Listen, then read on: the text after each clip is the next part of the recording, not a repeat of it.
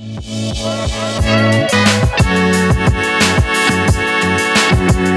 Video में guys हम बात करने वाले हैं समर स्लैम 2023 के बारे में। और भाई आज WWE ने हमारे लिए ब्लड लाइन से रिलेटेड क्या सरप्राइज रखा था, तो भाई उसको डिस्कस करेंगे। Roman Reigns retains the undisputed WWE universal championship, तो भाई सब चीजों को डिस्कस करेंगे। तो शो की स्टार्टिंग हमें रिकोशे वर्सेस लोगन पॉल के मैच के साथ देखने को मिलती है।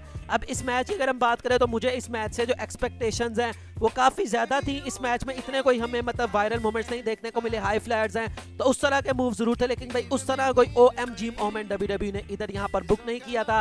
हमने भाई देखा कि टॉप रॉप से ऊपर से मतलब के मूव परफॉर्म हुए। उसके अलावा रिकोशे का यहाँ पर हमने 450 स्प्लैश भी देखा। अब मैच की एंडिंग में हम देखते हैं कि भाई लोगन पॉल इतने कोई नीचे गिरे भी नहीं होते, फिर भी भाई जो हमारे रिकोशे है भाई वो यहाँ पर अपना 450 स्प्लैश लगाने जाते हैं, जो कि चीज मुझे समझ नहीं आई। और भाई रिकोशे यहाँ पर जो है वो फेल हो जाते हैं। और भाई तभी यहाँ पर एक बंदा आता है जो कि भाई लोगन पॉल को यहाँ पर मतलब कि वो हाथ में जो लोहा वगैरह नकल वगैरह पहनते हैं वो यहाँ पर दे देता है। और भाई रेफरी ये सब देखता नहीं है, मतलब वो देते हुए तो नहीं देखता, लेकिन भाई जब मारा तब रेफरी सामने ही था, लेकिन रेफरी ने पता नहीं दूसरी तरफ क्यों मुंह कर लिया, वो चीज मुझे समझ नहीं आई। और इस तरह से जो लोगन पॉल है उन्होंने इस मैच के अंदर रिकोशे को हरा दिया, जो कि एक्सपेक्टेड भी था। नेक्स्ट दोस्तों मैच आता है Brock Lesnar versus Cody Rhodes का। और भाई ये मैच काफी ज्यादा अच्छा था। यहाँ पर भाई जो इस वक्त मतलब ये मैच देख के मुझे वही मैच याद आ गया जब जॉन सीना को जो ब्रॉक लेसनर उन्होंने तोड़ा था। और भाई वही चीज यहाँ पर उन्होंने कोडी रोड्स के साथ भी थी। भाई ऐसे उनको फेंक रहे हैं जैसे भाई कोई वो 1-2 किलो की चीज है। और भाई 4 से 5 मरतबा यहाँ पर जो ब्रॉक लेसनर है उन्होंने रिंग के बाहर फेंक दिया कोडी को, और उनको कहा कि भाई तुम अंदर ना आओ, अपने आप को बचाओ, तुम काउंट आउट के जरिए से इस मैच को हार जाओ। ऐसा लग रहा था शायद ये कोई लास्ट मैन स्टैंडिंग मैच चल रहा है। बाहर जाके F5 भी लगा रहे हैं, टेबल के ऊपर भी F5 लगाया, तो किसी ना किसी तरह से जो कोडी रोड्स है भाई वो यहाँ पर वापस रिंग में ना आए, लेकिन कोडी रोड हर दफा वापस आ जाते थे। उसके अलावा हमने वो जो भाई जो कॉर्नर होता है भाई वो इस दफा भी एक्सपोज हो जाता है, जो कि हमने बैकलैश के अंदर भी देखा था। और एक चीज काफी वियर्ड सी हुई इस मैच के अंदर कि कोडी रोड ने स्टील स्टेप्स का यूज किया, जो कि डिस्क्वालिफिकेशन कोज करता है। और ये मैच भैया एक नॉर्मल मैच था, वो चीज मुझे समझ नहीं आई कि भाई वहां पर डिस्क्वालिफिकेशन क्यों नहीं हुई। बहरहाल भाई यहाँ पर वो भी यूज होता है। उसके अलावा भाई कोडी कटर यहाँ पर टॉप ऑफ द रोप से भी आता है। उसके अलावा हम देखते हैं कि भाई कमोडो लॉक के अंदर ब्रॉक लेसनर उसके बाद फंसा लेते हैं। और मुझे लगा था भाई शायद यहाँ पर जो कोडी रोड्स है भाई इस दफा वो टैप आउट कर सकते हैं, लेकिन भाई यहाँ पर कोडी रोड ने वो चीज नहीं की। और भाई यहाँ पर कोडी रोड ने अपना पहले तो भाई कोडी रोड्स ने अपना फिनिशर लगाया, और उसके बाद भाई कोडी रोड्स ने यहाँ पर मतलब के ब्रॉक लेसनर को भाई यहाँ पर कमोडो लॉक के अंदर फंसाया। और भाई ब्रॉक लेसनर ने भी मुझे लगा था शायद टैप आउट ही ना कर जाए, काफी मुश्किल से उन्होंने जो कमोडो लॉक है उसको भाई यहाँ पर छुड़वाया। और मैच की एंडिंग में हम देखते हैं कि कोडी रोड की तरफ से 3 स्लोट्स आते हैं, और इस तरह से पिन करके क्लीन पिन करके जो कोडी रोड्स हैं उन्होंने ब्रॉक लेसनर को इस मैच के अंदर हरा दिया। और भाई ब्रॉक लेसनर के जो शॉट्स थे वो भी पड़ चुके थे। और भाई असली मोमेंट मैच खत्म होने के बाद आता है, जो कि जरा सा भी एक्सपेक्टेड नहीं था। और भाई ब्रॉक लेसनर ने यहाँ पर आके कोडी रोड के सबसे पहले वो आमने सामने खड़े होते हैं, सर से सर मिलाते हैं, और उसके बाद उन्होंने हैंडशेक ऑफर किया कोडी रोड्स का, और भाई हाथ भी उनका रेस किया, और उसके बाद वो यहाँ से चले गए। और भाई कोडी रोड काफी खुश थे कि भाई इतने बड़े सुपरस्टार की तरफ से मुझे इस तरह का मोमेंट देखने को मिला। तो भाई ब्रॉक लेसनर अब जब आएंगे तो वो एक बेबी फेस सुपरस्टार होंगे, वो चीज देखने में काफी ज्यादा मजा आएगा। नेक्स्ट दोस्तों हमें स्लिम जिम बैटल रॉयल देखने को मिलती है। और भाई मैच शुरू होने से पहले ओमोस को भी इस मैच के अंदर एंट्री दिला दी जाती है। भाई हमें पता था ओमोस जीतने तो नहीं वाले, मैच जब शुरू होता है तो भाई उन्होंने यहाँ पर काफी ज्यादा डोमिनेट किया, काफी बंदों को यहाँ पर उन्होंने एलिमिनेट किया, लेकिन भाई लास्ट में उनको भाई यहाँ पर मतलब सब भाई मिलकर यहाँ पर जो है वो एलिमिनेट कर ही देते हैं, जो कि हमें पता था कि भाई इसी तरह से वो एलिमिनेट होने वाले हैं। अब अगर हम भाई बात करें यहाँ पर हमने एक टीम अप भी देखी जो कि मिस और ग्रेसन वॉलर की थी, वो चीज देख के भाई काफी ज्यादा मजा आया, लेकिन काफी शॉर्ट टाइम के लिए थी। अब अगर हम टॉप 4 की यहाँ पर बात करें तो भाई यहाँ पर ब्रॉन्सन रीड थे, साथ में LA night, Sheamus and AJ styles. Bronson read को तो LA नाइट ने भाई बाहर कर दिया। तो उसके बाद AJ स्टाइल्स भाई यहाँ लग रहा था शायद टॉप 2 में आए, लेकिन कैरियर क्रॉस की वजह से वो भी इस मैच से एलिमिनेट हो जाते हैं। लास्ट में शेमस और LA नाइट रह जाते हैं। और भाई इस दफा लग रहा था कि भाई शायद अब WWE को भाई वो चीज करनी चाहिए जो कि काफी देर से फैंस देखना चाहते थे, और भाई इस दफा WWE ने वो चीज की। एंड पे LA नाइट ने शेमस को एलिमिनेट करके इस मैच को जीत लिया। और भाई जो क्राउड का रिएक्शन था वो काफी ज्यादा मजेदार था। तो भाई अब LA नाइट का क्या फ्यूचर होगा वो देखने में काफी मजा आएगा। उसके बाद हमें MMA फाइट देखने को मिलती है रोंडा राउजे वर्सेस शेना बेजलर की। और भाई ये मैच जाहिर है भाई MMA वाला था, और भाई ये WWE के रूल्स नहीं थे इसके अंदर, तो भाई उसी तरह का ये मैच जो है वो चलता है। मतलब कि जो नॉकआउट होता है वो वगैरह इस तरह की चीज़ें ही थी इसके अंदर। सबमिशन भाई दोनों यहाँ पर फंसाने की कोशिश करते हैं और मैच कोई इतना लंबा नहीं चला। एंड के ऊपर जो शेना बेज़न है उन्होंने इस मैच के अंदर रोंडा राउजी को हरा दिया है। उसके बाद आता है गुंथर वर्सेस ड्रू मैकिंटायर का match for the intercontinental championship. और भाई ये मैच काफ़ी अच्छा था, लेकिन मैंने शायद इसको बहुत ज़्यादा रेट किया था। मुझे लग रहा था कि भाई कुछ ओवर मतलब कुछ बहुत ही अलग सा ये चीज़ कर देंगे, लेकिन उस तरह का नहीं था। क्लोज किक आउट जरूर थे इस मैच के अंदर। गुंथर के पावर बॉम्ब पे हमने ड्रू मैकिंटायर को किक आउट होते हुए देखा। ड्रू मैकिंटायर के क्लेमोर पे जो गुंथर है उन्होंने भी यहाँ पर किक आउट किया। और भाई मैच में यहाँ दोनों भाई एक दूसरे की छाती के पीछे पड़े हुए थे। और भाई मैच की एंडिंग जो है वो मुझे काफ़ी ज़्यादा भाई सरप्राइजिंग यहाँ पर लगी, जब जो हमारे गुंथर हैं उन्होंने भाई यहाँ पर सबसे पहले तो उनको टॉप रोप से एक मूव लगाया, उसके बाद उन्होंने अपनी क्लॉज लाइन लगाई और अपना पावर बॉम्ब लगाया और क्लियरली यहाँ पर उन्होंने ड्रू मैकिंटायर को हरा दिया है, जो कि मेरे लिए काफ़ी शॉकिंग है। मुझे लगा था शायद भाई इंपीरियम कुछ इस मैच के अंदर करेगी, लेकिन भाई इस तरह से जो गुंथर हैं उन्होंने ड्रू मैकिंटायर को हरा दिया है। तो अब भाई गुंथर का क्या फ्यूचर होने वाला है और कौन वो बंदा होगा जो कि उनको इंटरकॉन्टिनेंटल चैंपियनशिप के लिए हराएगा। उसके बाद दोस्तों मैच आता है for the world heavyweight championship, Seth Rollins versus Finn Balor. और भाई आज सेथ रॉलिंस वही वेस्ट पहन के आए हुए थे जो कि वो समर स्लैम 7 साल पहले जहां पर उन्होंने फिन बैलर से वो हारे थे तब पहनी हुई थी। और भाई मैच यहाँ पर फिन बैलर को इसकी वजह से गुस्सा चढ़ता है और मैच शुरू होने से पहले ही उन्होंने अटैक किया। उसके बाद मैच शुरू होता है और मैच भाई ये काफ़ी ज़्यादा बढ़िया था, मेरी एक्सपेक्टेशन से ज़्यादा ये बढ़िया मैच था। यहाँ पर हमने देखा कि भाई वो जो मूव लगाया था सेथ रॉलिंस ने 7 साल पहले, फिन बैलर ने उसका बदला लिया और वो मूव यहाँ पर उन्होंने सेथ रॉलिंस को लगाया। और उसके बाद भाई मैच काफ़ी ज़्यादा अच्छा था। यहाँ पर काफ़ी ज़्यादा हमने क्लोज किक आउट्स देखे सेथ रॉलिंस की तरफ से और साथ में फिन बैलर की तरफ से भी। और मैच के एक मोमेंट आता है जब पेडिग्री पड़ती है फिन बैलर को और उसके बाद डेमियन प्रीस्ट इस मैच के अंदर आते हैं और ऐसा लगा था कि शायद वो यहाँ पर अपना money in the bank cash in करेंगे, लेकिन उन्होंने ऐसा कुछ भी नहीं किया, बल्कि उन्होंने मैच के अंदर इंटरफेयर किया, फिन बैलर को जितवाने की कोशिश की, लेकिन सेथ रॉलिंस ने वहां पर किक आउट कर दिया। उसके बाद हमें डोमिनिक और रिया रिप्ली भी इस मैच के अंदर देखने को मिलते हैं। और उसके बाद जो डेमियन प्रीस्ट हैं वो अपना money in the bank offer कर रहे होते हैं फिन बैलर को कि तुम भाई मेरा ब्रीफकेस पकड़ो और भाई ब्रीफकेस मार दो, क्योंकि भाई जो रेफरी है उसको तो डिस्ट्रैक्ट किया होता है। लेकिन भाई शायद फिन बैलर ये चीज़ समझे नहीं, उनको ऐसा लगा कि जो डेमियन है वो अपना money in the bank cash in करने वाला है, तो उन्होंने यहाँ पर कहा कि भाई हमारा जो प्लान सेट हुआ था मैं उसी के मुताबिक चलूंगा, तुम क्यों प्लान बी को बीच में लेके आ रहे हो। लेकिन भाई वहां से जो सेथ रॉलिंस है उन्होंने इसका फायदा उठाया, स्टॉम्प लगाया, लेकिन भाई वहां पर भी जो फिन बैलर है उन्होंने किक आउट कर लिया। और भाई ये मोमेंट जब हुआ तो मुझे लगा कि भाई शायद आज फिन बैलर भाई चैंपियनशिप लेके जाने वाले हैं।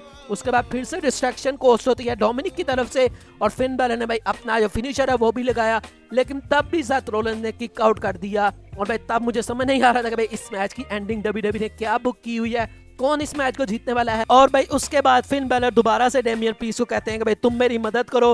अब भाई डेमियन प्रीस्ट यहाँ मदद करने जाते हैं, अपना ब्रीफकेस रख के जाते हैं कि हाँ भाई तुम यहाँ पर उसको मार देना। और भाई यहाँ पर वो रेफरी के साथ लगे होते और भाई उसी ब्रीफकेस के ऊपर सेथ रॉलिंस ने अपना स्टॉम्प लगाया और इस तरह से उन्होंने फिन बैलर को हरा दिया इस मैच। और भाई डेमियन प्रीस्ट की लुक बाद में देखने वाली थी, वो तो हेल्प करने आए थे, लेकिन भाई उन्हीं के ब्रीफकेस के ऊपर स्टॉम्प पड़ के इस मैच के अंदर सेथ रॉलिंस ने अपनी चैंपियनशिप को रिटेन कर लिया है। और भाई मैच खत्म होने के बाद फिन बैलर जो है वो भी देख रहे थे डेमियन प्रीस्ट को, तो उनको शायद ऐसा लग रहा था कि वो रेफरी को डिस्ट्रैक्ट करने नहीं बल्कि अपना शायद money in the bank cash in करने आया। तो भाई आगे अब ये जो जजमेंट डे है इनकी स्टोरी लाइन किस तरह से चलेगी वो देखने में काफी ज्यादा मजा आएगा। अगला मैच था दोस्तों शो पर एक triple threat match, Bianca versus Asuka versus Charlotte for the WWE women's championship. ये मैच भी काफी ज्यादा अच्छा था। इस मैच के अंदर दोस्तों हम एक मोमेंट देखते हैं जब बियांका बेलेयर भाई उनको बैक फेंकती हैं बाहर शार्लेट फ्लेयर उनको, और भाई वो स्टील स्टेप्स के साथ जाके लगती हैं और भाई उनको यहाँ पर एक इंजरी हो जाती है और उसके बाद भाई सारी मेडिकल टीम यहाँ पर आ जाती है, उनको लेके जाती है। और उसके बाद ये 1-on-1 मैच रह गया था। अब मैं सोच रहा था कि भाई कौन इस मैच को जीतेगा,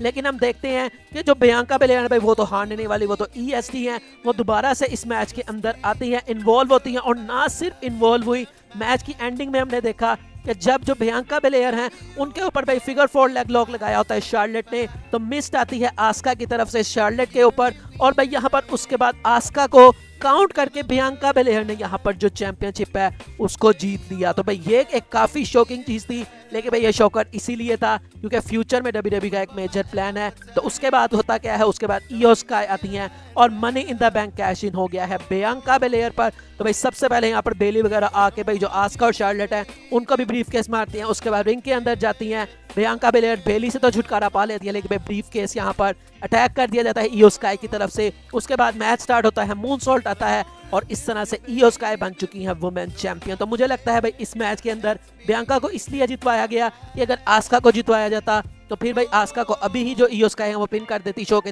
जो कि शायद डब्ल्यूडब्ल्यूई नहीं करवाना चाहती, वो इनका मैच किसी बिगर स्टेज पर करवाना चाहती है। तो इसलिए भाई बियांका को इस मैच में जितवाया गया और शार्लेट हमें पता है हमेशा ही प्रोटेक्टेड रहती हैं। तो अब भाई ईओ स्काई बन चुकी हैं जैसा कि मैंने प्रेडिक्शन में कहा था हमारी वुमेन चैंपियन। और भाई मैच खत्म होने के बाद पूरी डैमेज कंट्रोल मतलब के आ जाती है यहाँ पर और भाई सेलिब्रेट करती है। तो डकोटा काई भी यहाँ पर मौजूद थी। तो इस तरह से भाई जो ईओ स्काई हैं अब वो बन चुकी हैं वुमेन चैंपियन। शो के मेन इवेंट की बात करते हैं, tribal combat match for the WWE undisputed universal championship, Roman Reigns versus Jey Uso. भाई मैच जब शुरू होता है सबसे पहले तो टाइटल को रेज किया जाता है और उसके बाद रेफरी उनसे जो हार है उला फला वो भी मांगता है रोमन रेंज से, लेकिन भाई रोमन रेंज उनको नहीं देते बल्कि जे उसो के पास जाते हैं और उनको कहते हैं कि भाई अगर तुम इस मैच के अंदर मुझे हरा देते हो तो मैं तुम्हें खुद ये हार पहनाऊंगा। इस तरह से भाई जो मैच है उसकी स्टार्टिंग होती है और भाई मैच रोमन रेंज का उसी तरह से स्टार्ट होता है जिस तरह आम मैच स्टार्ट होते हैं। और भाई ये क्योंकि ट्राइबल कॉम्बैट था इसके अंदर वेपन्स अलाउ थे, तो भाई जब भी जे उसो कोई वेपन निकालते थे तो भाई पॉल हेमन के रिएक्शन देखने वाले होते थे, वो यहाँ पर भाई उनसे बैक कर रहे होते थे भाई जो रोमन है वो तुमसे बहुत ज्यादा प्यार करता है, वो तुम्हारा कजन है, तो भाई तुम ये चीज क्यों कर रहे हो, तुम भाई ये जो मतलब वेपन्स हैं उनको मत निकालो। लेकिन भाई यहाँ पर टेबल्स का यूज हमने देखा, कैंडल स्टिक्स का यूज देखा, उसके अलावा चेयर्स का भी यूज हमने देखा। तो भाई ओवरऑल काफी अच्छा मैच था। भाई चेयर्स काफी ज्यादा भी यहाँ पर निकाल ली थी जो हमारे जे उसो उन्होंने, लेकिन उसका कोई इतना फायदा नहीं हुआ। रोमन रेंज नहीं भाई उनको पावर बम दे दिया। रोमन रेंज भी एक टेबल लेके आते हैं और भाई एक मोमेंट हमने देखा भाई जब दोनों लड़ रहे थे कि कौन भाई किसको टेबल के ऊपर फेंकेगा, कभी ऐसा लगता था रोमन टेबल के थ्रू जाएंगे, कभी ऐसा लग रहा था जे जाएंगे, लेकिन एंड पर भाई समोवन स्लैम यहाँ पर जे उसो ने रोमन रेंज को पकड़ के लगाया और भाई दोनों ही टेबल के ऊपर गिर जाते हैं। उसके अलावा हमने इस मैच के अंदर स्ट्रैप का यूज भी देखा जो कि भाई रोमन रेंज को मारा और भाई रोमन रेंज के यहाँ पे ब्लड भी निकला था, आई थिंक वो टेबल वाले स्पोर्ट से निकला था।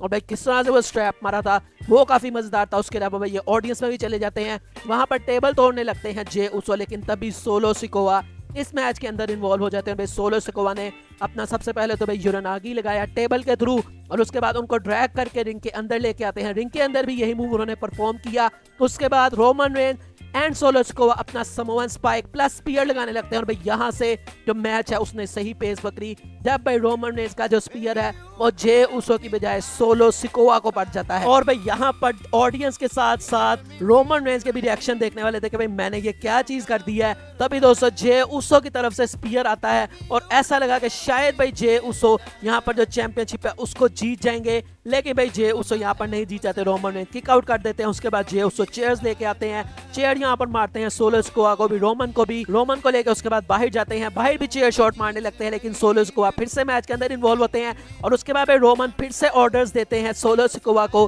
कि भाई ये चीज करो, लेकिन भाई सोलो सिकोआ नहीं हिल रहे होते, मतलब वो यही सोच रहे होते हैं कि भाई तुमने मुझे स्पीयर किया तो भाई मैं तुम्हारा क्यों बात मतलब के मानूं। भाई हमें इन दोनों का भी स्टेयर डाउन देखने को मिला। तो भाई सोलो सिकोआ ने यहाँ पर ऐसा लगा कि शायद भाई वो भी कहीं रोमन को बेट्रे ना कर दे और इसका फायदा उठाते हुए जे उसो ने स्पीयर मारा रोमन रेंज को। उसके बाद भाई यहाँ पर उन्होंने सुपर किक लगाई सोलो सिकोआ को भी और टेबल उन्होंने यहाँ पर तोड़ दी सोलो सिकोआ के ऊपर। और भाई जिमी उसो का बदला ले लिया यहाँ पर सोलो सिकोआ ने, क्योंकि जिमी उसो के साथ सोलो सिकोआ ने यही किया था। उसके बाद यहाँ पर रोमन रेंज को वो रिंग के अंदर लेके जाते हैं, स्पीयर पड़ता है। उसके बाद भाई यहाँ पर उन्होंने अपना स्प्लैश लगाया 1 2 और उसके बाद भाई एक बंदा जे उसो को रिंग के नीचे खींच लेता है। और भाई ये बंदा कौन था, ये बंदा कोई और नहीं बल्कि जिमी उसो थे। तो जिमी उसो ने जे उसो को आज बेट्रे कर दिया और भाई जे उसो ये देख के सोच रहे थे कि भाई ये मेरे भाई ने क्या कर दिया, क्यों भाई मेरे ऊपर उसने अटैक किया। और ना सिर्फ उन्होंने रिंग के बाहर उनको खींचा बल्कि सुपर किक भी लगाई। उसके बाद रिंग के अंदर वो भेजते हैं। रोमन रेंज भी भाई देख रहे होते हैं ये सारे नजारे कि भाई जिमी उसो ने आज क्या ही कर दिया।